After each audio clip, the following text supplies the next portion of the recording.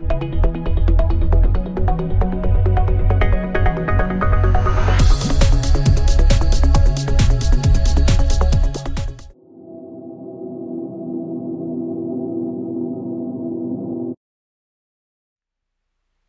is Mike Kavanaugh from HIVHero.org and HERONEWS.org, and I'm here with the amazing Jake Odmark. How are you? I'm good. I'm really good. You're kind of a handsome guy. Thank you very much. So, Jake, where are you from? I'm from Arlington, Virginia, right outside D.C., home of the Pentagon. Tell me about Kinky Boots. You're going to take over one of the leads in October. When is that? Yeah, it's the last couple weeks of October. I'm the understudy for Charlie Price in Kinky Boots, played by Andy Kelso right now. And he's getting married. Congrats, Andy. And so, yeah, I'll have a couple weeks to have a crack at it. Okay, what are the dates of that? Oh, man, I don't know the exact dates. It's the last 2 weeks of October. Okay, so listen, if you want to see this handsome man in one of the leading roles, and please go see Kinky Boots at that time because it's going to be awesome. Yeah. Speaking of Kinky Boots, how is it working on Kinky Boots? It is phenomenal. Every day, the audiences are there and ready to see Lola. You know, they know what they're getting into. They're like, you can feel the energy from the beginning of the show. They know what they're there to see. It's packed houses. It's an uplifting show. It's fun. You know, you leave the show riding high. I mean, I couldn't ask for anything more.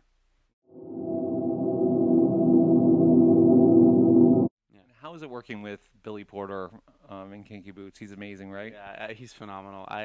I've been on for Charlie Price one time, and right before the show, I went into his dressing room, you know, and I was kind of a deer in headlights a little bit, you know. I had just done my put in, I wasn't quite sure, and he just looked at me and he was like, "Honey, you're gonna be fabulous." And immediately I was like, "Oh, he's cool, you know. I don't need to worry about that relationship anymore." And so immediately it was, you know, the walls came down and the performance went great. And on stage, our ad-libbing together, we could like actually live in the moment, you know, and it wasn't just worrying about being in the right place and saying the right lines. We were actually like living and breathing in the moment. So I can't thank him enough for that. He is the ultimate professional. He sets the perfect example for the rest of the cast. He is amazing.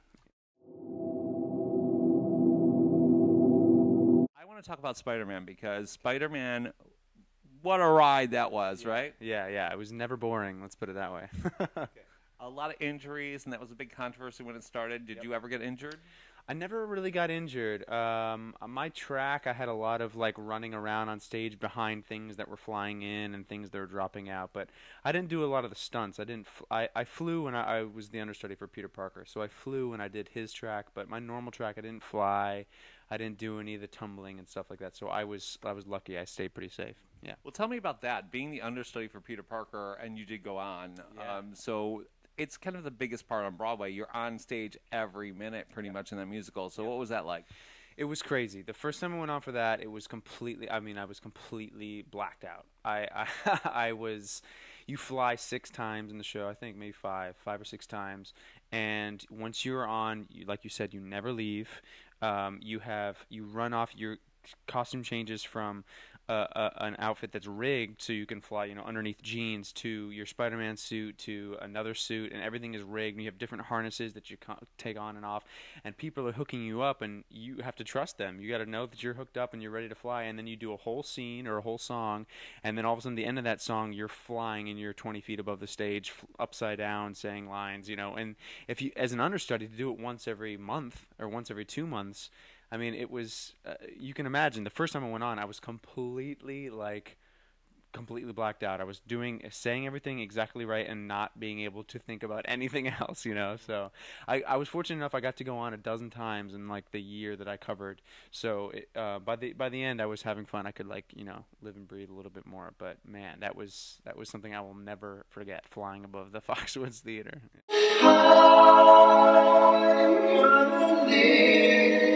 Like tomorrow doesn't exist. Okay, let's talk about something else that happened in your days of Spider-Man, which is some really amazing friendships started. Tell me about how that all came into play. It was I mean, incredible. I arrange music, and before I got a Broadway show, my main source of money was arranging music for choirs and a cappella groups, and high school, college, all levels, and that was what I did. I kind of sent my arrangements around the country. I sometimes traveled as a clinician, and I went and I taught at like choral events, and so when I got to Spider-Man, it was the first long-running gig that I had, and so I was mentioning to some of the guys in the cast that I missed doing that. I missed arranging music. And Brandon and Adam, two guys who didn't sing in Spider-Man. I mean, they were dancer and stunt tracks. And so they sang in the chorus, and I never really heard their voices, or I didn't know anything about them. I knew them, how they could flip and how they could dance and how they could fly, and I didn't know anything about them as musicians. And they said, we want to sing. And I said, okay, I'll arrange something. And it was around Christmas time, 2012. I arranged about 6 or 8 bars of Have Yourself a Merry Little Christmas, because I was like, maybe this isn't going to work out. Maybe my style of arranging isn't going to work out with them. Who knows what's going to happen? We met at intermission, which is, 5 minutes, because Brandon has to get into the big costume for the second act, so he has 5 minutes max. We learned all 8 bars and sang it perfectly in 5 minutes, and I couldn't believe what I was hearing. I mean, this is not easy stuff. It was pretty hard, dissonance, really close harmonies, and they were perfect, and we blended so well, and I was like, okay, I'll arrange the rest. And so I arranged the rest of the song. We learned it at intermissions, 5 minutes at a time. We recorded it, we put it on YouTube, and we sang it for the cast, and it just took off. I mean, everybody, went crazy over it. And so since then, we've done probably 6 or 7 since, and people now come see Kinky Boots, and at the stage door, they say, hey, Spidey Boys, I know you from Spidey Boys, when's your next song? So it's really cool. It started as something just for fun, and now it's something that we're starting to depend on. It's cool. I'm a mess, gonna get up now. Gonna run from this. Here comes the shame. Here comes the shame.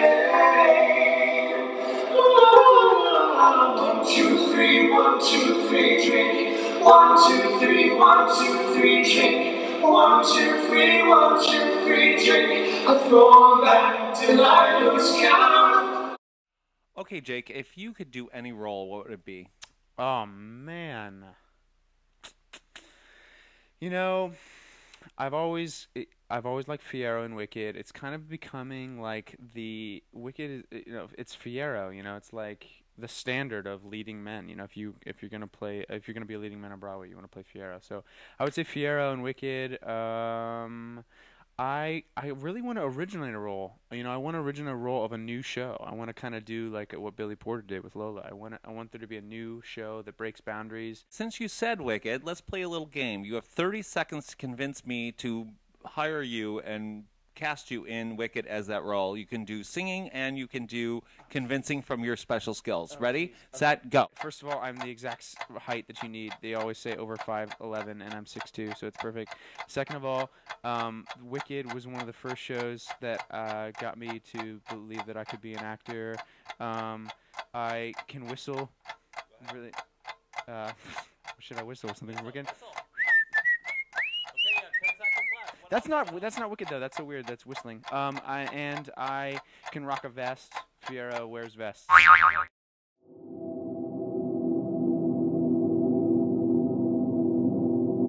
Okay, Jake, tell me something very few people know about you. A little tidbit.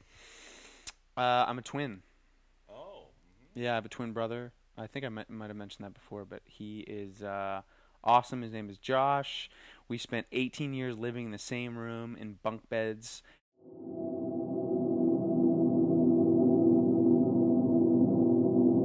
Okay, Jake, so I always ask this. Can you do any stupid people tricks?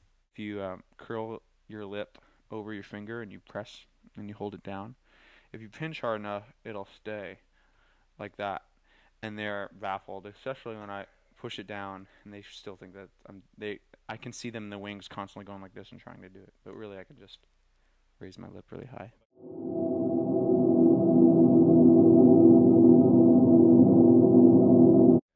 So let's get down and dirty now, Jake, and let's talk about things, and you have to answer very quickly. Favorite housewife? Oh, I don't watch them. Favorite Bravo show? Online dating rituals of the American male. I think That's really good. Favorite sci-fi movie? E.T. Name a Planet of the Apes movie. The one that's out now, Dawn of the Planet of the Apes. Okay. I think it's Rise. But I'm not sure. Favorite horse movie? Horse, the Black Stallion. Yeah, good one. Yeah. Name a Star Trek movie. Oh, I don't watch them at all. Star Trek 1. Okay. Name the last book you read. The Art of Racing in the Rain. All right. The last play you saw, other than you being in one. The last play I saw was probably One Man, Two Governors a long time ago. Last musical you ever saw. I saw Gypsy at Signature Theater in Virginia. What's your favorite color? Blue. What's your favorite animal? Dog. Where would you like to live? I would like to live in Virginia. Okay. What other country would you like to visit? Australia, New Zealand, Italy, and Brazil. What kind of girls do you like? All of them. What kind of boys do you like? All of them.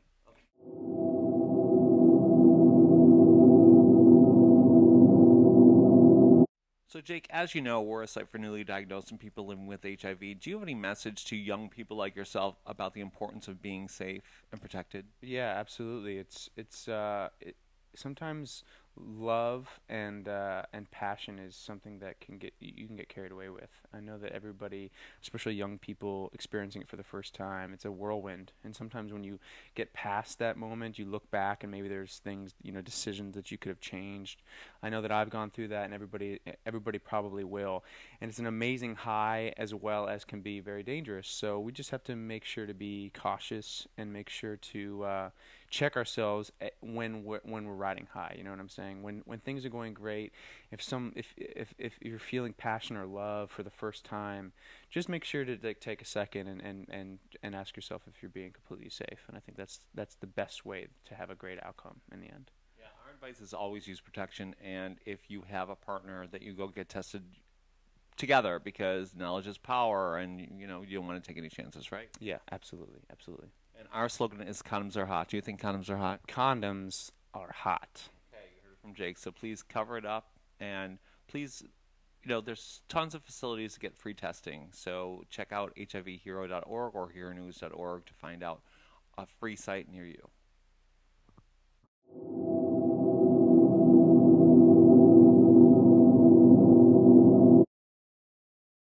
So, Jake, I want to thank you so much for being our Broadway hero for July. It's summertime. You look fantastic. Thank you. Everyone enjoy your summer.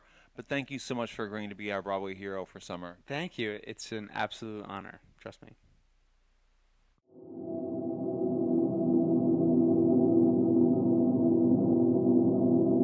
My name is Jake Odmark. I'm thrilled and honored to be the hero of the month for HERONEWS.org. Come see me in Kinky Boots on Broadway, and check out the Spidey Boys, me, Brandon Rubendahl, and Adam Roberts on YouTube, Twitter, Facebook, Instagram, and have an awesome summer.